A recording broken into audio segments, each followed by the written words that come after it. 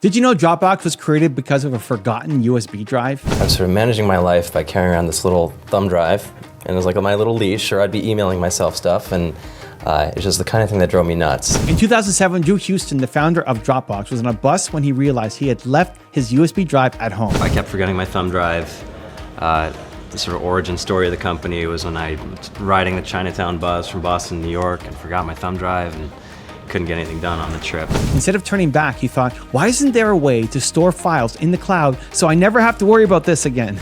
This frustration inspired the idea that would change everything. I mean, I started Dropbox because more out of just personal frustration, and it really felt like something that only I was super interested in as far as like file syncing and just really and focusing on one customer, which is myself. Drew said, I was so frustrated because this kept happening. I never want to have this problem again. I opened up the editor and started writing some code. I had no idea what it would become. Drew began building Dropbox in his free time while still a student at Massachusetts Institute of Technology. As a little kid, I was programming computers, studied computer science at MIT. I'm an engineer by training. I'm like, it's time to solve this problem once and for all, and opened up the editor and started writing some code, which became the first version of Dropbox. In 2008, he and his co-founder, Arash Ferdowsi, released the first version. They applied to Y Combinator, got the support that they needed, and by 2011, Dropbox had millions of users and became one of the most popular cloud storage services. So we got some really early investment from a group called Y Combinator. I teamed up with a classmate of mine named Arash from MIT, and started for a few months in Boston, then sort of did the whole .com dream, moved to Silicon Valley, moved to San Francisco, and started building the company from there. How many billions of people do you have using? I know it's more like hundreds of millions only. 300 million. Only 300 million people. Drew Houston's frustration led to Dropbox. Every problem can turn into an opportunity to create something new. If you've been here before, drop a hashtag Believe in the comments below so I can feature you here in a future video. And if you're new, welcome to Believe Nation, the only channel that helps you believe in yourself daily, one video at a time. Believe. How getting angry made him a billionaire. Have you ever had that feeling in the pit of your stomach? You know the one? It's that sudden drop when you realize you forgot something important, something you really, really needed. Maybe it was your keys, maybe it was your wallet. For Drew Houston, it was a tiny piece of plastic, a USB drive. And that one moment of panic did not just ruin his day, it changed the entire world. This is a story of how a forgotten thumb drive led to $1 billion empire. And it proves that your biggest problems are actually your biggest opportunities. So let's go back to 2007. The world was different then. We didn't have the cloud like we do today. We carried our digital lives in our pockets. If you wanted to move a file from your home computer to your work computer, you needed a USB drive. It was a hassle, but it was the only way. Drew Houston was a student at MIT. He was smart. He was driven. And on this specific day, he was taking the Chinatown bus from Boston to New York City. It was a 4-hour ride. He had it all planned out. He was going to sit down, open his laptop, and code for 4 straight hours. He was ready to work. He sat in his seat. The bus started moving. The engine roared. He opened his laptop bag. He reached for his pocket to grab his USB drive, and he froze. His pocket was empty. He checked his other pocket. Nothing. He checked his bag. Nothing. He checked his jacket. Nothing. He had left his USB drive on his desk at home. He was stuck on a bus for 4 hours with nothing to do. He had his laptop, but he had no files. He could not work. He could not be productive. He was just sitting there staring at a blank screen. Most people in that situation would just get mad. They would blame themselves. They would sleep. They would stare out the window and sulk. But Drew, he didn't do that. He got angry, real angry, and he thought to himself, I never want to have this problem again. He was so frustrated that he decided to fix it right there on the bus. He opened up his code editor. He didn't have the internet. He didn't have his files, but he had an idea. He started typing. He wrote the first lines of code for a program that would sync files over the internet. He wanted to make it so he never needed a USB drive again. He wanted his files to float in the cloud and follow him wherever he went. He worked furiously. For the next 4 hours, he did not look up. He was possessed. He was scratching his own itch. And that is lesson number 1 from this story. Great ideas do not come from trying to be clever. They come from solving your own pain. Drew said, I was so frustrated because this kept happening. I never want to have this problem again. He did not start with a business plan. He started with a problem, his problem. And because it was his problem, he knew exactly how to fix it. Think about your life right now. What frustrates you? What makes you angry? What makes you want to scream? We usually try to avoid these feelings. We try to ignore them. But Drew shows us that frustration is a signal. It's a map. It's telling you where the value is. If you hate something, chances are millions of other people hate that thing too. If you solve it for yourself, you might just solve it for the world. Drew did not know he was building a $1 billion company there on the bus. He just wanted to access his files. He said, I opened up the editor and started writing some code. I had no idea what it would become. That's the magic. You don't need to see the whole staircase. You just need to take the first step. And for Drew, that first step happened on a dirty bus seat between Boston and New York. But the story doesn't end there. It actually gets harder for him. Drew built a prototype. He called it Dropbox. He knew it was good. He knew it worked. So he decided to apply to Y Combinator. Y Combinator is the most famous startup accelerator in the world. It's like the Harvard for startups. If you get in, you're pretty much set. If you don't, it's a long, hard road. Drew applied. He was confident. He had a great product. He had the skills, but there was one big problem.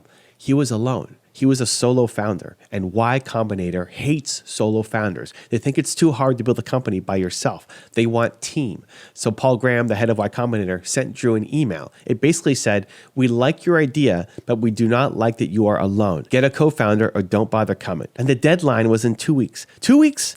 Imagine the pressure. Drew had spent months building this thing. He had the vision, he had the code, but now he was told he would fail unless he found a partner. Paul Graham told him it was like being asked to get married in 2 weeks. You can't just pick a stranger up off the street. This person is going to be your partner for life. You need to trust them. You need to respect them. And Drew had zero prospects. This is the moment where most people, they might quit. They might say, oh, well, I guess it wasn't meant to be. They say, I can't find anyone in that time. They let the obstacle stop them. But Drew had the same energy he had on the bus. He was not going to let a technicality stop him. So he went to work. He started asking around MIT. He talked to his friends. He showed the demo. He was desperate, but he was focused. And then a miracle happened. A friend introduced him to a guy named Arash Ferdowsi. Arash was a student at MIT. He was smart. He was quiet. And he had seen a video Drew posted on the internet about Dropbox. They met up in the student center. They talked for 2 hours, just 2 hours. Drew showed him the vision. He showed him the code. And Arash got it immediately. He saw the potential. He saw the genius in the simplicity. After just 2 hours of talking, Arash did something crazy. He agreed to join. He agreed to drop out of MIT. He agreed to move to San Francisco, and he agreed to start a company with a guy he had just met that afternoon. It was wild. It was risky, but it worked. They applied to Y Combinator together. They got in, and the rest is history. Also, if you want to take real action after this video, I made a free worksheet just for you. It covers the top lessons from today, gives you space to write your biggest takeaways, and helps you build a simple action plan. It's 100% free. Just click the link in the description to go grab it. I'll see you there. Now, why did Arash say yes? Why did Drew succeed? Because the idea was undeniable. It was simple. It solved a real problem. And Drew had the passion to sell it. If Drew had just sat on the bus and complained, none of this would have happened. If he had just given up when Paul Graham told him to find a partner, none of this would have happened. He pushed through. He took action. And that is what separates the dreamers from the doers. Action. Massive action. Drew said, every problem can turn into an opportunity to create something new. That's the mindset that you need. You need to look at your problems and say, good, I have a problem. That means I have an opportunity. Good, I am frustrated. That means that I care. Good, this is hard. That means other people will quit and I can win. By 2011, Dropbox had millions of users. It became one of the most popular services on the planet. Today, it's worth billions. And it all started because one guy forgot a USB drive. It's kind of funny to think about. If Drew had remembered his drive that day, Dropbox might not exist. If the bus had Wi-Fi, Dropbox might not exist. If he had brought a book to read instead, Dropbox might not exist. It was a combination of the problem and the person. The problem was the missing USB drive. The person was Drew, who refused to accept the status quo. He refused to just deal with it. He wanted something better. And because he wanted better for himself, he made life better for all of us. So, what is your forgotten USB drive? What is the thing in your life that keeps going wrong? Maybe it's your morning routine. Maybe it's the way you track your expenses. Maybe it's how you communicate with your team. Maybe it's something in your kitchen that is always messy. Like whatever it is, stop complaining about it. Stop ignoring it. Look at it. Really look at it. Ask yourself, why is this broken? How could this be better? What if I fix this? You do not need to know how to code. You do not need to be at MIT. You just need to be willing to try. You need to be willing to open the editor or pick up the pen or build a prototype. You need to start.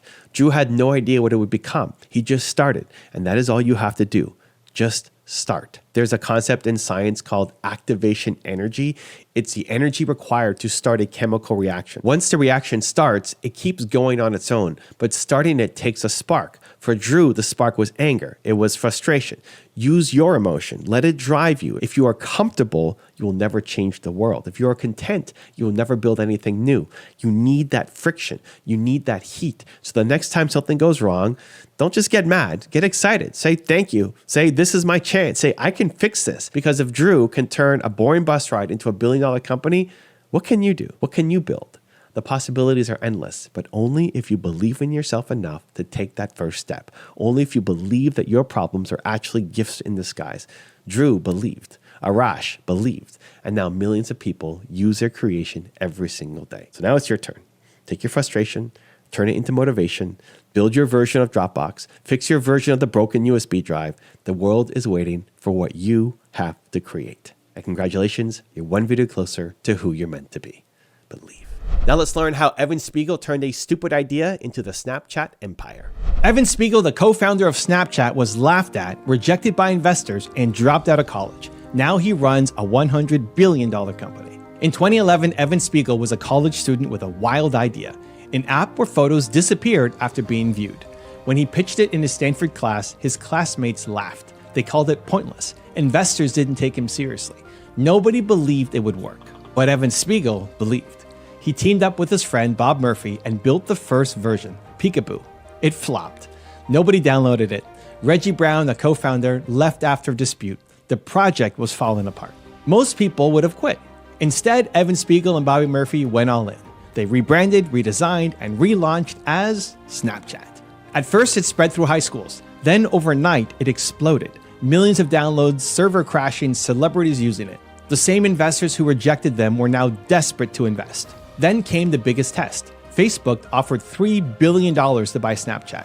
Everyone told Evan Spiegel to take the money. He was 23 years old, broke, and had no guarantee Snapchat would survive. But he said no.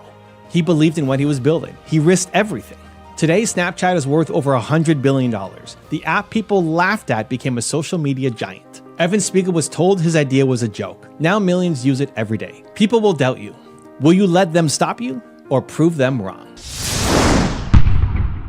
A laughed at idea in college. In 2011, Evan Spiegel was a 21-year-old Stanford University student taking a product design class. As part of a class project, he pitched an idea for an app where photos would disappear after being viewed. The response was ice cold. Classmates and even venture capital judges didn't see the point.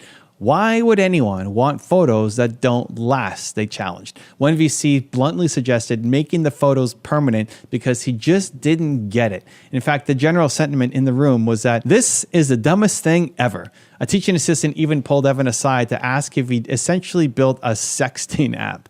The idea was mocked and dismissed by almost everyone in that classroom. But Evan Spiegel refused to give up. Instead of listening to the laughter, he doubled down on his idea. He believed that not every moment needs to live forever on the internet. Some things are meant to be fleeting and fun. So while others laughed at him, Evan went to work. He teamed up with two fraternity friends of his, Bobby Murphy and Reggie Brown, who also liked the idea. They started building a prototype for this disappearing photo app.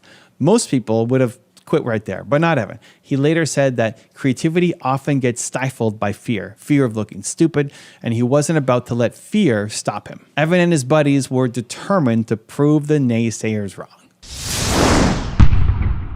Failure, persistence, and the birth of Snapchat. So Evan, Reggie, Bobby hacked together their first version of the app and named it Peekaboo, a play on peekaboo. They rushed to get it out before final exams, dreaming that it would catch fire on campus. It didn't. Peekaboo flopped. Hardly anyone downloaded it at first. It was a dud launch. Only a few dozen friends were messing around with it, unsure of what to use it for. To make matters worse, tensions grew within the team. Just weeks into the project's co-founder Reggie Brown had a falling out with Evan and Bobby. He ended up leaving after a dispute over equity and credit for the idea, which later led to a lawsuit settled for millions of dollars. The project seemed to be falling apart before it had even truly began. Yet, Evan Spiegel did what most wouldn't do. He pressed on even after failure. He and Bobby Murphy decided to restart the whole thing. They ditched the Peekaboo name and reimagined the app. On September 2011, they relaunched as Snapchat. This fresh start came with a cleaner design and a clearer premise. Send a photo or video to a friend, and after it's viewed, it disappears. At first, Snapchat spread slowly, almost entirely by word of mouth with high school and college students. It wasn't an overnight success, not yet. But over the next year, Spiegel and Murphy kept improving the app. They added features like drawing on snaps and video functionality and kept promoting it to anyone who would listen. And their persistence started to pay off. By late 2012, about a year after launch, Snapchat reached over 1 million daily active users. Evan even dropped out of Stanford just a few credits shy of graduating so he could focus 100% on the startup. It was a risky move for him, walking away from his degree, but he believed in Snapchat's potential. And funnily enough, he would later return to finish and earn his degree in 2018 once Snapchat was a booming success. Explosive growth and proving doubters wrong. Once Snapchat caught on, it really caught fire. What began as a niche app sharing goofy selfies quietly turned into a viral phenomenon. High schoolers loved the privacy and spontaneity. College students used it to share moments without the pressure of it being perfect. By 2013, usage started to skyrocket. Snapchat went from that initial trickle of users to a flood. By the end of 2013, users were sending over 400 million snaps per day. The app was so popular among teens that its servers struggled to keep up. Celebrities and influencers started using Snapchat to connect with fans in a more authentic, unfiltered way. The very investor who had once laughed at Evan's idea now started lining up to invest. In early 2013, Snapchat raised $60 million in a funding at $800 million valuation, a huge leap in value for a company that was just 2 years old. Tech insiders were buzzing that Snapchat might be the next big thing in social media. The doubters were eating their words. Evan Spiegel, barely out of his teens, suddenly found himself the CEO of one of the world's fastest growing social apps. But he never forgot the ridicule from those early days. He used it as extra motivation. As Snapchat's user base exploded, Evan kept a low profile publicly, quietly focused on improving the product. The people who mocked him now watched as Snapchat climbed the apps charts. By 2014, Snapchat became so hot that Silicon Valley's biggest players took notice in a big way. Facebook, the very company Snapchat was rebelling against, came knocking. What happens next would become one of the most famous decision points in tech history. The $3 billion temptation. In late 2013, when Snapchat was just 2 years old and had around 5 million daily users, Facebook offered Evan Spiegel $3 billion in cash to acquire Snapchat. Let's let that sink in. A 23-year-old founder who had yet to make any profit and still was essentially broke by billionaire standards was offered a fortune to sell his app. Everyone from investors to mentors to friends thought Evan would take the money. $3 billion. How could he not? It was more money than Evan could really fathom at that point. And cash offers of that size for such a young startup were virtually unheard of. Many believed that Snapchat couldn't possibly compete long-term with a giant like Facebook, and this was the smartest exit Evan could ever get. This was the ultimate temptation. Cash out and vindicate himself and become instantly rich overnight, or stick to his vision and gamble it all. Evan Spiegel said no. In a move that shocked both Silicon Valley and the tech press, the 23-year-old CEO turned down Facebook's $3 billion offer. It was a bold, even audacious decision. Some people called it foolish at the time, but Evan had absolute conviction in what he was building. He wasn't in it for a quick buck. He truly believed Snapchat was destined for bigger things. As he later explained about refusing to sell, there are very few people in the world who get to build a business like this. I think trading that for some short-term gain isn't very interesting. So the quote shows Evan's mindset. He wasn't motivated by the immediate payout. He was in love with the process of building something new and impactful. So he doubled down yet again, risking everything. Facebook, in response, tried to copy Snapchat's features. So they launched a clone app called Poke and later mimicking stories in Instagram. But Evan and his team kept innovating and kept growing despite the competitive battle. Going all in, Snapchat's rise to the top. Evan Spiegel's big gamble paid off. In the years after refusing to buy out, Snapchat continued to soar. By 2015, at just 25 years old, Evan Spiegel became one of the world's youngest billionaires, with a net worth of over $1.5 billion. The app's popularity spread globally, and it evolved from a simple disappearing messages app into a full-fledged social media platform. Snapchat introduced Stories, a feature so successful that competitors copied it, added fun augmented reality lenses that became cultural trends, and launched new products like Spectacles camera glasses. The company grew from a tiny startup run out of Evan's dad's house into a tech powerhouse with hundreds of employees. In September 2016, Evan rebranded the company from Snapchat Inc. to Snap Inc., signaling they were more than just one app. And then in March 2017, Snap went public with an IPO. On the first day of trading, Snap's valuation was about $33 billion, and Evan Spiegel, at 26, became the youngest CEO of a public company in the world. It was an incredible moment. Just 6 years before,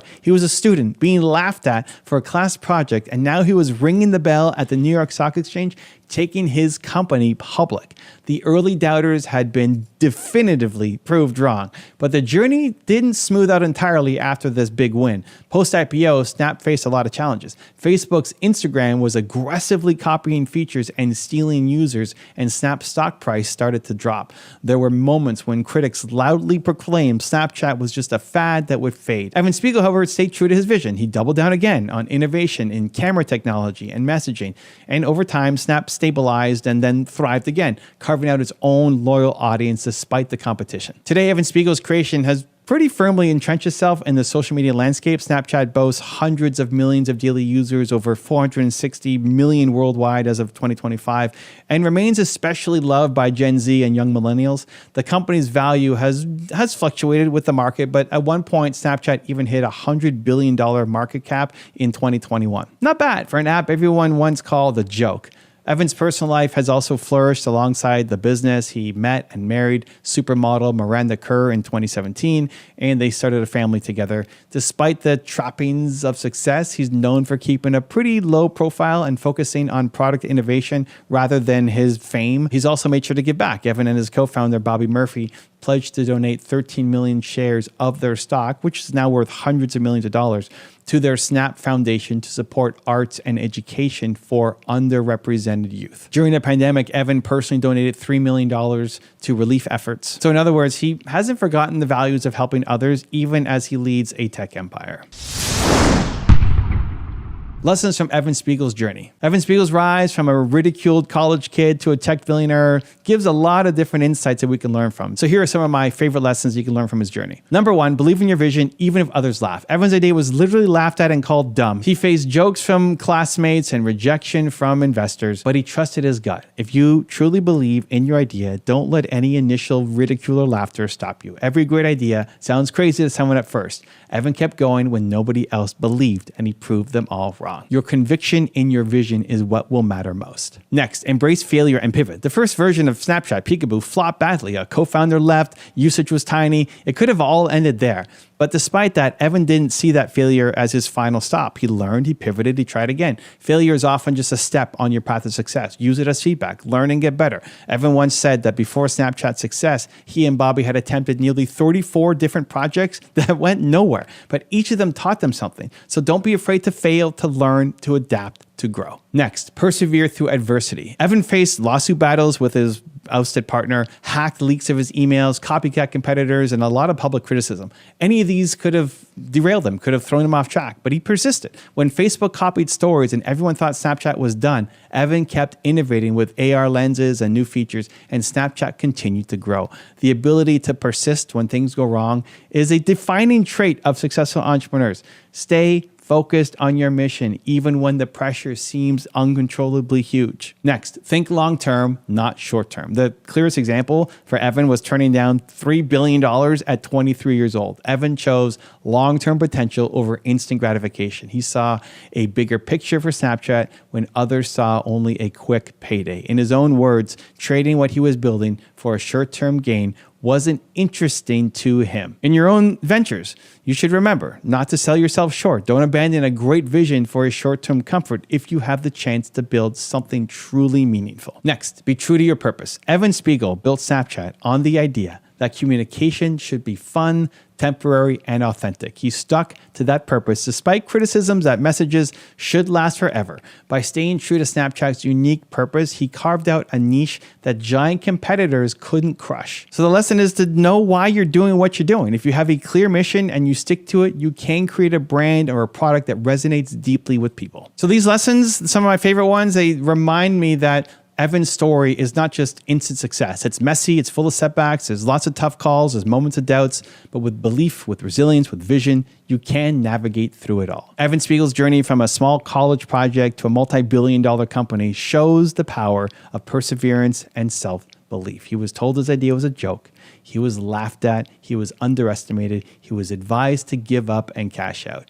But he did not let those doubters define his destiny. Instead, he used it as an opportunity to work harder and dream bigger. And today, millions of people use the product he built every day, and those early laughs have been replaced by a lot of applause. So remember, there will always be people who doubt you and your ideas. There will always be skeptics. There will always be obstacles. Evan's story asks a question of each of us. Will you let them stop you, or will you prove them wrong? So the next time someone says your dream is the dumbest thing ever, think of Evan Spiegel. The app people laughed at became a global phenomenon. The student who walked out of class is now a visionary CEO. People will doubt you. Will you let them stop you, or will you choose to believe in yourself and your vision? The choice you make could change your life and maybe even the world. Now let's learn how Brian Chesky turned the air mattress idea into a $100 billion Airbnb empire. Brian Chesky and Joe Gebbia, founders of Airbnb, were sleeping on air mattresses in their living room, broke and rejected by investors. Today, they run a $100 billion company. How? They refused to quit. Back in 2007, Brian and Joe were living in a tiny, cramped apartment in San Francisco. They were struggling to make ends meet, barely able to pay their rent. At one point, Brian couldn't even afford to buy groceries. When a huge conference came to town and all the hotels were booked, the two friends had a wild idea. Turn their apartment into a place for people to crash. They put air mattresses on the floor, called it Air Bed and Breakfast, and advertised it as a cheap, comfortable place to stay. It wasn't glamorous. They didn't have money, they didn't have a team, they didn't even have an official website. But they had heart. They rented out their space to 3 guests, and for the first time in months, they made enough money to pay the rent. But that was just the beginning. They knew they had something special, but every single investor they pitched said no. Some even laughed in their faces, saying it was a terrible idea. Their rejection hurt. They were broke, emotionally drained, and struggling to keep the dream alive, but they refused to give up. They sold cereal boxes with custom designs just to keep the lights on. They kept hustling. Finally, after relentless persistence, they secured their first real investment. Airbnb took off, and the world began to take notice. The company went from a few air mattresses on the floor to revolutionizing the entire travel industry. Today, it's worth over $100 billion. Brian and Joe went from being broke, rejected, and living on air mattresses to changing the way we travel. If they can push through rejection, failure, and doubt, what's stopping you from making your dream a reality? Don't quit. Keep believing. Your breakthrough is just one step away. Struggling to pay rent in 2007. In 2007, Brian Chesky and Joe Gebbia had just moved to San Francisco after graduating from art school. They were designers from the Rhode Island School of Design, new to the city with no steady jobs, and they were anxious about not being able to pay rent. In fact, they had taken a 3-bedroom apartment but could barely afford even their share of the rent. Desperate for cash, the duo started brainstorming for ways to make extra money fast. As luck would have it, they discovered a golden opportunity right in front of them. A major design conference was coming to San Francisco, and all the hotels in the city were sold out. Thousands of attendees were scrambling for a place to stay. Brian and Joe looked at their empty spare room and then at each other and saw a chance. A crazy idea. Air Bed and Breakfast. What if they turned their apartment into a makeshift bed and breakfast for conference goers? Joe emailed Brian with an idea. Put some air mattresses on the floor and offer cheap lodging with breakfast included. It sounded a bit crazy, but it just might work. They dubbed the project air, bed, and breakfast, since the plan was literally to rent out air beds on their floor and cook breakfast for guests in the morning. Brian and Joe got to work. They bought 3 air beds and set up a simple website advertising a place to stay for $80 per night. They emailed design bloggers, promoted it on social media, and reached out to the conference organizers, anything to get the word out. Incredibly, it worked. 3 guests, a woman and 2 men, booked the air mattresses in their apartment for the conference, each paying around $80 a night. For the first time in months, Brian and Joe had money to cover the rent. But not everyone was impressed. At the conference, Brian excitedly told the famous designer he looked up to about their new air, bed, and breakfast venture. The designer's response was a cold dose of reality. "Brian, I hope that's not the only thing you're working on." Chesky was hurt by the remark. Their hero basically told them that their idea was a joke. Still, he couldn't deny that their crazy idea had put some much needed cash in their pockets and proven that strangers would pay to sleep on an air mattress in somebody else's home. That seed of a big idea had sprouted, even if few others believed in it yet. And fun fact, many people assume the air in Airbnb means some high tech or online, but originally it quite literally stood for those unglamorous air beds on the floor. Failed attempts and rejections. Flush with the small success of that first trial, Brian and Joe decided to keep going. They wondered, could this concept work for other big events? Early 2008, they targeted the South by Southwest conference in Austin, hoping to replicate their idea for another crowd. They revamped their website, now calling it airbedandbreakfast.com, and even came up with a new tagline, "Finally, an alternative to expensive hotels." But that attempt was a flop. The site received only 2 bookings for South by, and one of those was Brian himself trying to make the site look busy. It was a humbling failure that showed them that their idea needed more work and that demand wasn't automatic. On the positive side, a few people did ask if they could use the site to book accommodations for non-conference travel, which hinted at a larger market beyond just events. Then came summer 2008, which brought a much bigger opportunity and challenge. The Democratic National Convention, DNC, was scheduled in August in Denver. Barack Obama would accept the presidential nomination in front of 80,000 people, and Denver was expecting an enormous influx of visitors. Hotels were completely booked, just like in San Francisco before. Sensing another chance, the founders hustled harder than ever. They promoted air, bed, and breakfast, relentlessly contacting media and bloggers. The result, 800 homes listed on their site and 80 bookings by travelers during the DNC. The little website even crashed from the surge in online traffic at one point. And for a moment, it seemed like they'd hit the jackpot. Air, Bed, and Breakfast was featured in the press and people were actually using it. Success at last. But it was short-lived. As soon as the convention ended, the flood of users dried up. The traffic spike was just that, a spike, not sustainable growth.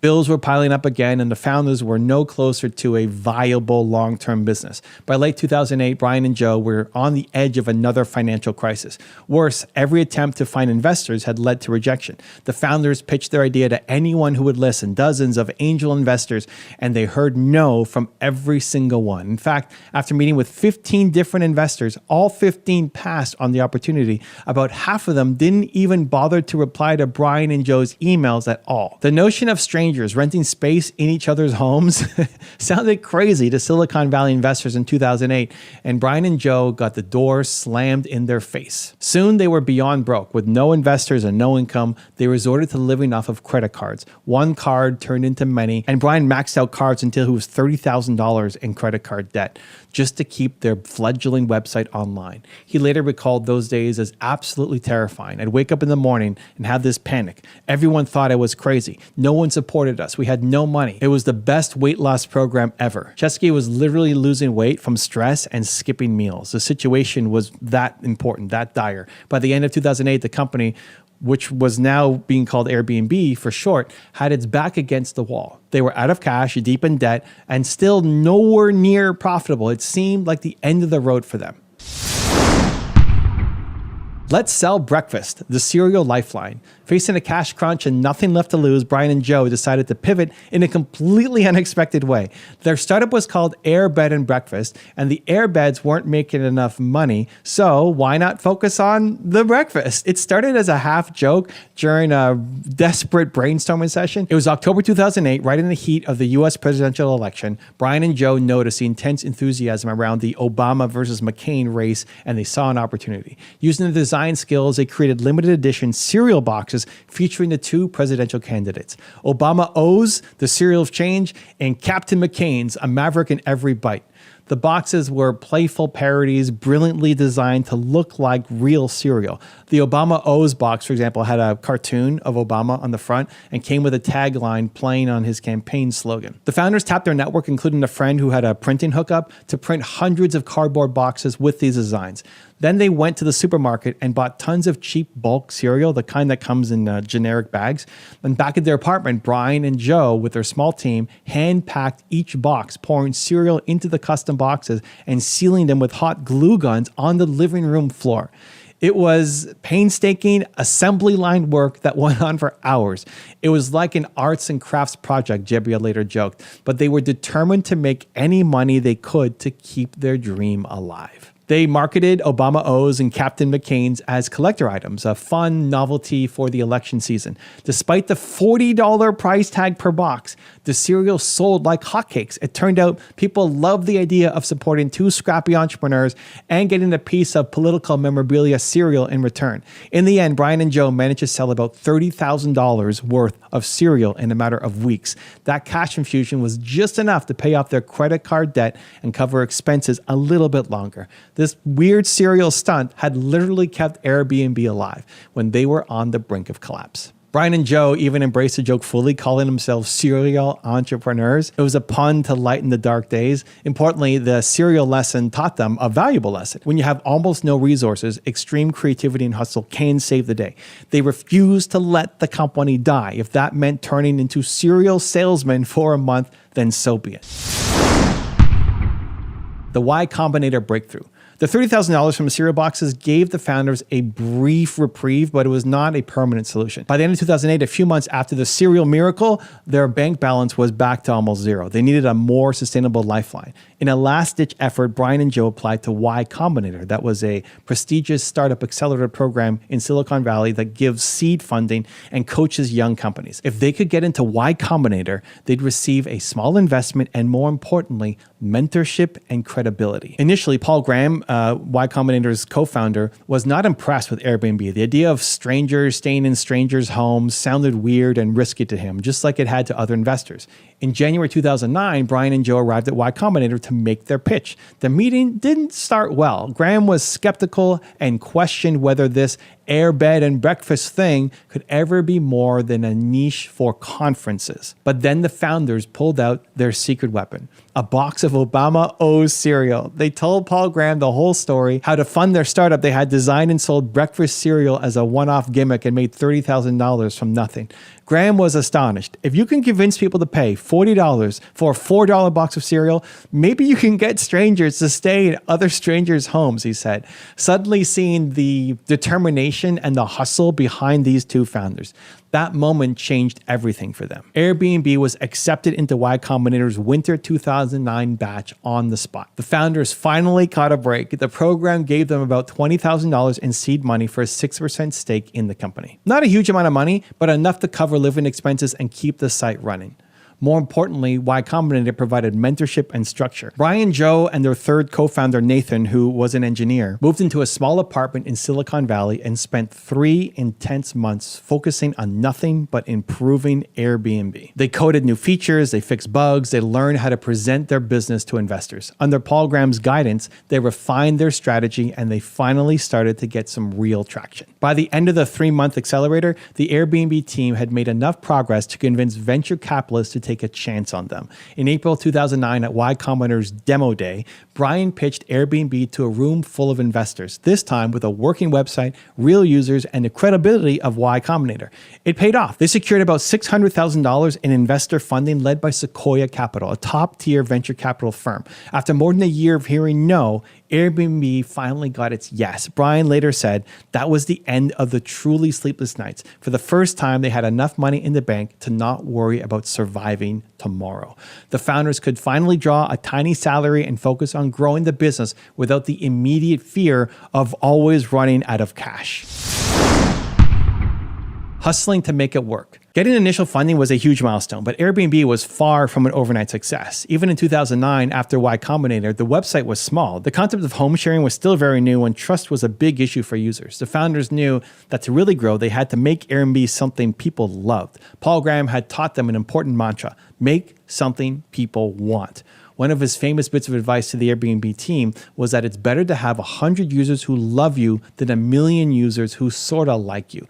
Brian and Joe took that to heart. They realized they needed to deeply understand and delight their early users if they ever wanted word of mouth to spread. So they looked at their user data and they noticed most of their bookings were happening in one city, New York. So instead of staying in California, Brian and Joe did something unorthodox. They flew to New York City to meet their users in person. They literally went door to door, meeting Airbnb hosts and guests and asking a lot of questions. This was not a scalable strategy, but it proved to be incredibly insightful. They saw firsthand how their hosts were using and struggling with the service.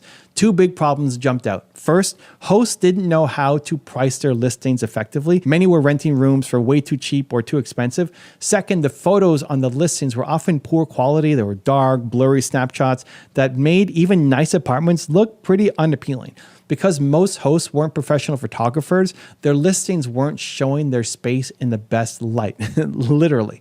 So Brian and Joe rolled up their sleeves to solve these two problems. They became photographers and consultants for their own users. They would show up at a host door with a professional camera, take high quality photos of the entire apartment, and even help write better descriptions and set appropriate prices. The hands-on attention started to make a real difference. Guests who were browsing the site were much more likely to book a room that had bright, wide-angle photos of a tidy, inviting space than one with blurry pictures.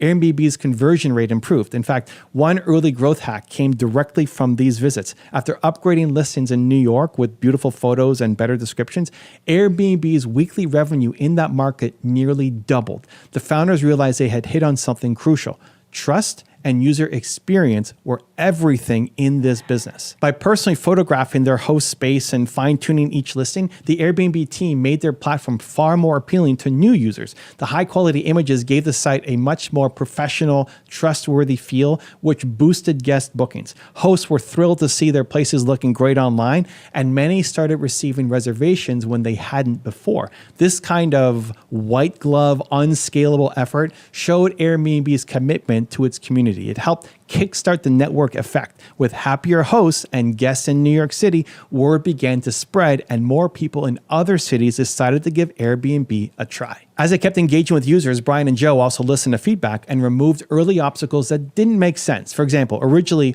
Air Bed and Breakfast implied hosts should provide breakfast in the morning. But some potential hosts just wanted to rent out their entire apartment or an extra house they weren't living in. No breakfast or personal interaction required. In the beginning, Airbnb's rules didn't really cater to that scenario. However, after hearing the requests, the founders quickly dropped the requirement to serve breakfast and allowed hosts to list entire homes, apartments without sharing any space. They stopped focusing only on air mattresses. You could list a real bed or any kind of accommodation.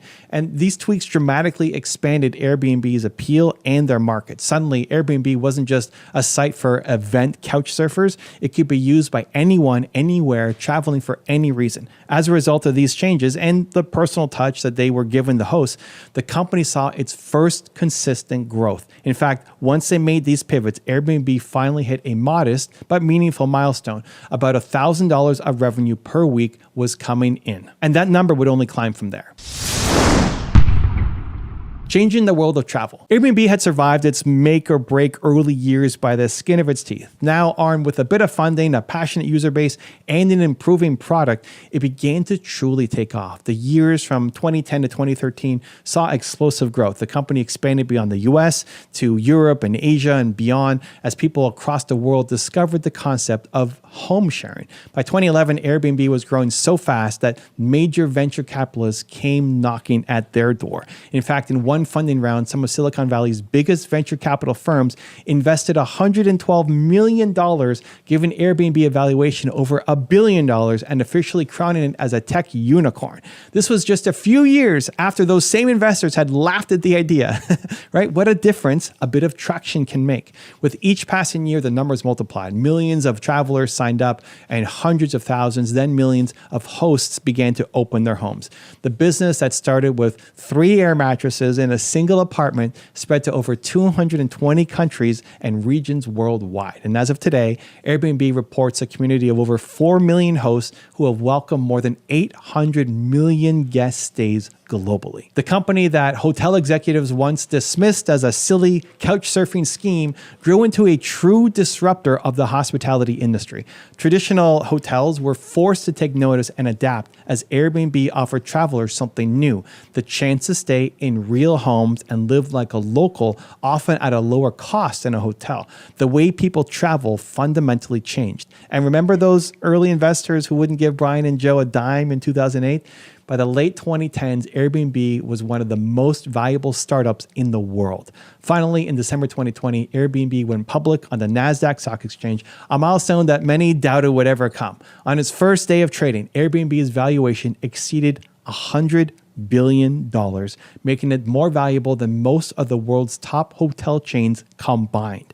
The company that started as an act of desperation to pay rent had become a Silicon Valley titan. Brian, Joe, and Nathan were billionaires on paper, but more importantly, they had realized their vision of creating an entirely new category of travel accommodation. Their story had come full circle, from renting airbeds to strangers to running a globally recognized brand that millions of people trust when they travel. It wasn't all smooth sailing, of course. Along the way, Airbnb faced challenges from trust and safety issues like the famous incident in 2011 when a host's apartment was trashed, prompting Airbnb to introduce a $1 million host guarantee for protection, to regulatory battles in cities like New York and San Francisco over short-term rental laws. Each time the company had to learn, adapt, and sometimes fight to keep growing. But through every challenge, Brian and Joe went back to their core principles. Listen to users, solve problems creatively, and don't give up. Those principles had gotten them this far, and they would guide Airbnb into the future. Today, Brian Chesky is still CEO of Airbnb, and Joe Gebbia, who has since stepped back from the day-to-day operations to pursue other projects within the Airbnb ecosystem, remains an influential voice in the company's vision. They have pledged to give back. Both founders are now signatories of the Giving Pledge, promising to donate a majority of their wealth to charitable causes. And it's amazing to think that just a decade and a half ago, they were both broke art school grads peddling cereal boxes just to stay afloat. What's your excuse? Brian Chesky and Joe Gebbia started with $0 in the bank, maxed out credit cards, an idea that most people thought was crazy. They had to face ridicule, they lived on ramen and cereal, and literally put their last hopes into glue-gunning cereal boxes together to keep their dream alive. They faced failure after failure, yet kept finding creative ways to overcome each one. And in the end, they revolutionized an industry and achieved a level of success they could never have imagined back in that cramped apartment in 2007. So if they can do it, why not you? The next time you're feeling discouraged about your own dream or your project, think of Brian and Joe inflating air mattresses on their apartment floor and getting laughed at by investors. Think of them shipping cereal boxes just to buy themselves a few more months of runway. Think of how many times they heard no, but chose to keep going until eventually one yes changed everything. To learn how a missed taxi ride created a $100 billion Uber empire, check the video right there next to me. I think you'll love it. Continue to believe, and I'll see you there. Travis Kalanick and Garrett Camp were stranded in Paris. No taxis, no rides, nothing. That one moment of frustration led to Uber, a $90 billion company that changed the world.